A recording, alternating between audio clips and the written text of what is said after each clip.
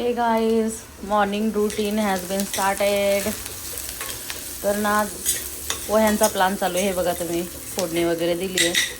इकडे अंडे बॉईल करायला ठेवलेत. Let me add 1 pinch of salt in the eggs. पटकन शिजतं मग ते. आणि ना इकडे पोहे भिजत टाकलेले दाखवते तुम्हाला. हे बघा, हे टाकलेले भिजत पोहे. लेट मी ॲड सम टर्मरिक. घसा बसलाय माझा थोडासा सकाळी सकाळी. खूप असं इचिंग होते मला घशामध्ये. आणि साईड बाय साईड मी असा ब्लॅक टी घेतलाय, पण अजून एक पण सिप प्यायला मला सवड मिळालेली नाही आहे. बघू आता कधी होईल. रात्री सगळंच आवरून बसलेली होती मी. तर ते आता तिथं कचरा झाला, बिकॉज कांदा वगैरे कापला मी आता, त्याच्यामुळे हे बघा थोडं प्रकारे मस्तच आवरलंय असं. पोहे रेसिपी पोहे रेसिपी शेअर करते मी तुमच्यासोबत आता. let me break it first. After that I can add it easily.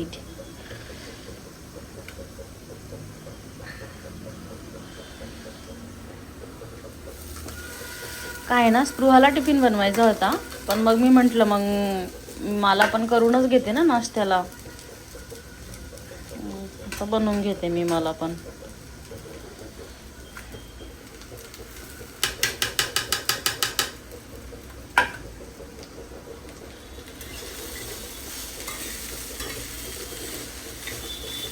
Weight मी आता प्लेटमधलं मला जीव होत नाही आहे. कधी मी टाकेल कधी टाकेल असं झालं आहे ते. तर प्लेटचं खरडून टाक. आता टाकलं आहे मी प्लेटचं खरडून. बघा आता प्लेट स्वच्छ दिसते ना.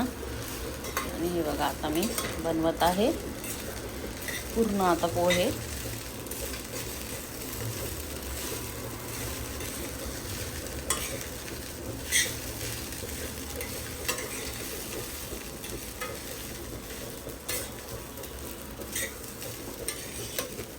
टू चम्मच ऑइलमध्ये बनवते मी. 2 स्पून बॉईल. एक पण बॉईल व्हायला लागले.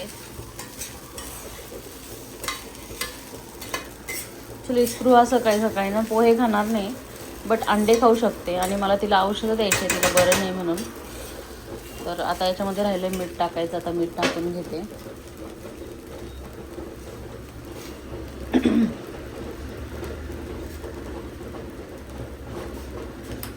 जेव्हापासून ह्या चमच्यावर शिफ्ट झाली का मी, तर माझ्या भाज्या आळणी होत नाही, खारट होत नाही. आता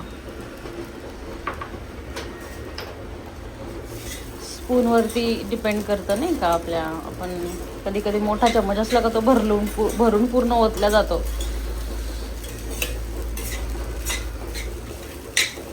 मी आता तिला जेव्हा स्कूलला सोडून येईल का त्याच्यानंतर पोहे खाईल, कारण मग मला असं निवांत पोहे खाता नाही येणार. मला पोह्यांमध्ये लॉट्स ऑफ ग्रेटेड कोकोनट टाकून मग खायला आवडतं. आता मी तिला पोहे देऊन देईन, त्याच्यानंतर मग मी घरी येऊन निवांत खाईल. आता त्याच्यावर झाकण ठेवून देते.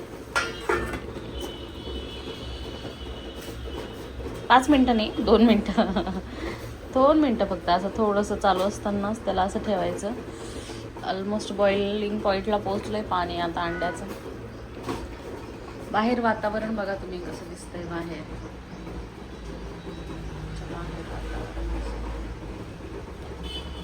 खिडकी खोलून दाखवणार नाही आहे बस विनाकारण. आता काढते थोडं सी.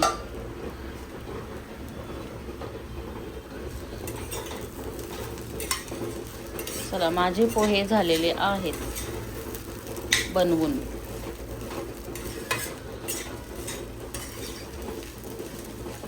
नवीन टिफिन घेतला आहे मी स्पृहासाठी. मी त्या टिफिनमध्ये टाकणार आहे पोहे आज. नवीन टिफिन तुम्हाला मी जसं दाखवलं होता, हा बघा हा वाला टिफिन. तर याच्यामध्ये तिला आज मी पोहे देणार आहे. DIY मधनं घेतलं आहे मी ते. Make home everywhere. तर ना ऑब्विसली त्याच्यात मी असं गरम गरम टाकणार नाही. तिचा स्कूलला जायच्या टायमिंगला टाकेल तोपर्यंत कढईमध्ये नॉर्मल टेम्परेचरला येतील हे पोहे.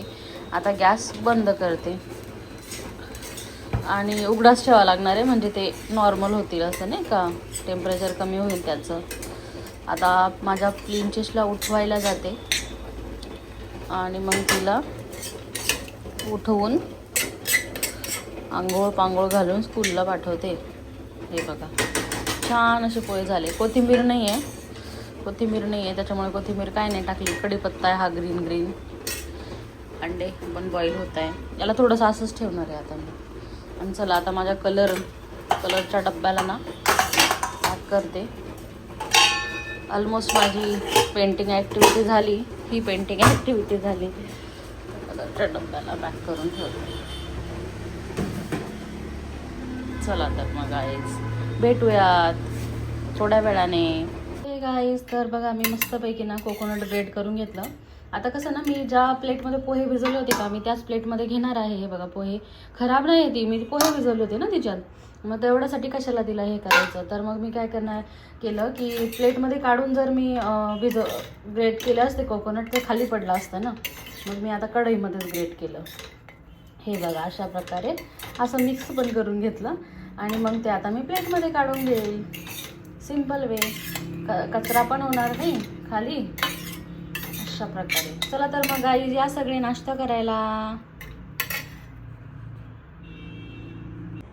Hello everyone, welcome back to the new blog. कशा आहात तुम्ही सगळे? मी पण एकदम मजेत आहे. मी गायत्री माझ्या ब्लॉगमध्ये तुमचं खूप खूप मनापासून स्वागत करते. तर आज आहे शुक्रवार आणि शुक्रवारच्या दिवशी आता संध्याकाळ म्हणजे दुपार होत आली आहे. ऑलमोस्ट 11 झाले, लवकरच 12 पण वाजतील. आणि शुक्रवारी मी केस धुते जरा, दर शुक्रवारी केस धुते. तर मग आज मी केस धुतलेत आणि स्पृहाला स्कूलमध्ये सोडून आली. ब्लॉगची सुरुवात थोडी लेट करते, म्हणजे मी लेट तुमच्यासमोर येते. सकाळपासून शूट झालंच आहे, मी काय काय बनवलं काय काय नाही ते तुम्ही बघितलंच असेल. तर आता मी कुकिंग करते दुपारच्या जेवणाची. तर मी आज काय बनवते ते तुम्हाला दाखवणार आहे. अजून काही ठरलं नाही आहे, ठरल्यावर पुन्हा भेटते. आता बघते फ्रीजमध्ये काय काय अवेलेबल आहे भाजीसाठी आणि मग बघूयात आता. आणि मी ना काहीतरी वेगळं ट्राय केलं होतं काल केसांसाठी. तर सपोज मला रिझल्ट आला तर I will tell you that thing. तर बघू काय मला रिझल्ट येतोय की नाही, कारण माझ्या एवढ्यात ना हेअरफॉल खूप झाला आहे. म्हणजे मी शॅम्पू बदलल्यामुळे हेअरफॉल खूप झाला आहे माझा. आणि मी आता शॅम्पू बदलला, मग परत ओरिजिनल शॅम्पूवरती आली आणि त्याच्यानंतर आहे ना आता तोच शॅम्पू वापरते. ऑलमोस्ट आता 1 मंथ झाला असेल. पण अजून काहीतरी म्हणजे माझ्या केसांसाठी खूप चांगलं काहीतरी होईल असं बघूयात. कारण की मी इतके दिवस काय करायची ना, वीकली माझ्या केसांना मी कोरफड लावायची, मेहंदी लावायची. म्हणजे माझे केस काळे नव्हते, सॉरी पांढरे नव्हते, तेव्हापासून मी मेहंदी लावायची केसांना. त्याच्यामध्ये काय काय टाकायची, अंडं वगैरे, अंड्याचा तो व्हाईट बल्क टाकायची, येल्लो काढून टाकायची, त्याच्यानंतर चहा पावडरचं पाणी टाकायची, कोरफडचा गर टाकायची, मग ती मेहंदी भिजवायची, मग लावायची. पण आता ना मला ते लावणी वाटत डोक्याला, खूप असं किचिकिची होतं. आता सध्या ना मला अजिबात आवडत नाही ते. अंडं खायला आवडतं पण डोक्याला लावायला नाही आवडत. आणि मेहंदीचं पण जरा काय झालं, मेहंदी खूपच जास्त लाल लाल लाल वाटायला लागली आता हे बघा मी कधीची लावलेली नाही आहे. ओरिजिनल कलरमध्ये येत आहेत माझे केस आता. पण मी आता प्रयत्न असा करते आहे की मला म्हणजे असं नॅचरल ठेवायचे आहेत. आणि केस आता व्हाईट व्हायला लागले आता ऑब्व्हियसली. पण लागलो आहे हळूहळू स्ट्रेसमध्ये. पण माझ्या आता सध्या कमी पांढरे केस आहे. आपण जेव्हा खूप टेन्शन घेतो ना during our college days to schooling days, आपण अभ्यास करतो, टेन्शन घेतो, तेव्हा जरा जास्त. हॉस्टेलवर राहत असताना तर जास्त होता, कारण की आपल्याला पाहिजे ते प्रोटीन वगैरे भेटत नसतात, घरी कसं भेटत असतं ना. तर हॉस्टेलला राहताना पण माझे केस तेव्हा झाले होते पांढरे जरा. आणि आता एक दोन असं दिसतोय. पण मग मी माझ्या डाएटमध्ये काही चेंजेस केले, त्याच्यामुळे मला आता फायदा होतोय जरा बऱ्यापैकी.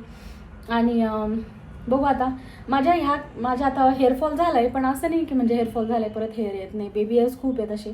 तुम्ही माझ्या आधीच्या 2-3 अशा ब्लॉगमध्ये बघितलं असेल नाही, कशी वरती केस असे उभे दिसतात. तर विंचरले तरी पण ते उभे दिसतात, ते बेबी हेअर्स आहेत. जे काही माझे केस गळून पडले त्याच्यानंतर केस येतात म्हणजे. पण हेअरफॉल खूप झाला आहे. आणि मे बी नजरही लागली असेल, कारण की लोक चांगले नाही राहिलेत आजकाल. माझे केस इतके छान आहेत ना, त्यांना नजर लागून जाते. पण आता लागलीच आहे नजर, खूप पातळ व्हायला लागलेत हळूहळू. पण मी काळजी घेईल आता. तशी आधीही लागायची, पण मी काळजी घ्यायची, त्याच्यामुळे काय व्हायचं नाही. आधी पण गळायचे केस, पण आता मी काळजी घेते. बघू मला रिझल्ट आला तर मी तुम्हाला नक्की सांगेल की तुम्ही पण तेच करा, म्हणजे तुम्हाला पण रिझल्ट येईल. चला तर मग गाईज स्टे ट्यून. बघा स्पृहाला खूप छान असा पराठा बनवते, तूप लावते त्याला बघा, असा खूप छान भाजलाय. तुपामुळे जरा धूर येतोय त्याला. बटर पण आहे बरं का, पण मग हे तूप ना काल काढलं तर वाटीभरच निघालं. वाटीभर पण नाही, अशी अर्धीशी वाटी निघालं ना, तर म्हटलंय तेच वापरून टाकूयात आधी नाही का. बघा असा मस्त असा पराठा झालाय. की उलट मी घेतली नाही सोबत, झालं त्याला काढून ठेवते आता. हे बघा, तर बघा आता स्पृहासाठी मस्त पराठे रेडी आहे. हे पा लोणचं ना थोडंच घेतलं का ते खूप स्पायसी आहे आणि मीच लावून लावून खाऊ घालणार आहे तिला. ओपन करून दाखवते तुम्हाला कसे दिसतात ते. हे बघा असं मस्त असं. आणि हा पहिला तुम्ही भाजताना बघितलाच. हे बघा मस्त.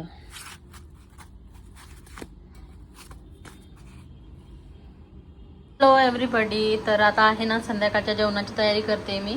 तर आज बनवायचं आहे पनीर. तर पनीरसाठी ना इथे मी बघा खोबरं कांदा कापलाय, तो फ्राय करून घेणार आहे. पनीर पण फ्राय करून घेणार आहे. पनीरचे तुकडे थोडे मोठे मोठेच केले. ते खूप बारीक बारीक काही पटत नाही आम्हाला.